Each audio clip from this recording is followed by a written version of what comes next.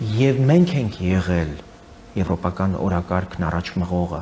եւ այսօր մենք հանուն հանրապետության կուսակցությունն է միակ կուսակցությունը, որը պարտավորություն ունի 60,000 ստորագրողի առաջ, ստորագրող քաղաքացիների առաջ, որ մենք կարողանանք այդ օրակարգը առաջ տանել, որտեղ այո, մենք գտնում ենք, որ իշխանությունը ինչ որ պահից այս օրակարգի մաս դարձավ, ավելին օրենքը ընդունվեց, բայց օրենքը դրվել է մի կողմ։ Եթե օրենքը չի աշխատում, դա արդեն օրենք չի։ Մենք ուզում ենք, որ օրենքը աշխատացնենք։ Մենք ուզում ենք եվրոպական օրակարգը գործնականացնենք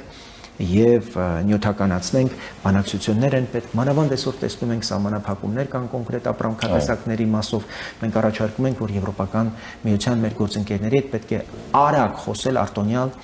ռեժիմի վերաբերյալ կոնկրետ ապրանքատեսակներով, որոնք օրինակ հնարավոր է այսօր արևելյան Եվրոպայի շատ երկրներ հենց հիմա առաքել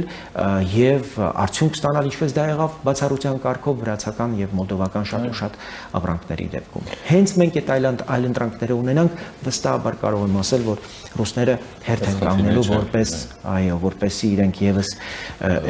այդ հնարավորություններից օգտվել։ Այսօր մեզ գազի սպառնալիքներ են հնչեցնում, գազը կթանկացնենք։ Անցյալ տարի, երբ մենք այս օրենքը արդեն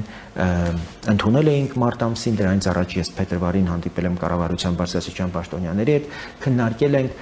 եւ ես ողջևորվել եմ, որ իշխանությունները արդեն քննարկում էին եվրոպացիների հետ հնարավոր կոմպենսացիայի մասին, եվրոպացիները պատրաստ էին փոխհատուցել փողը մոտ 2 միլիարդ եվրո կարժենար,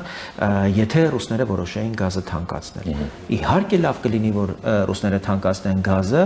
վերջապես մենք էլ խելքներս գլուխներս կհավաքենք, որ հարևանությամբ թուրքմենական, ղազախական գազ կա, դա ավելի էժան կա, կկարողանանք բերել, էլ չեմ ասում, որ SWAP համակարգով Իրանից բերվող գազի շուրջ մենք կարող ենք բացառության, այսպես կարգով արևմուտքից բան ստանալ, արտոնություն ստանալ այդ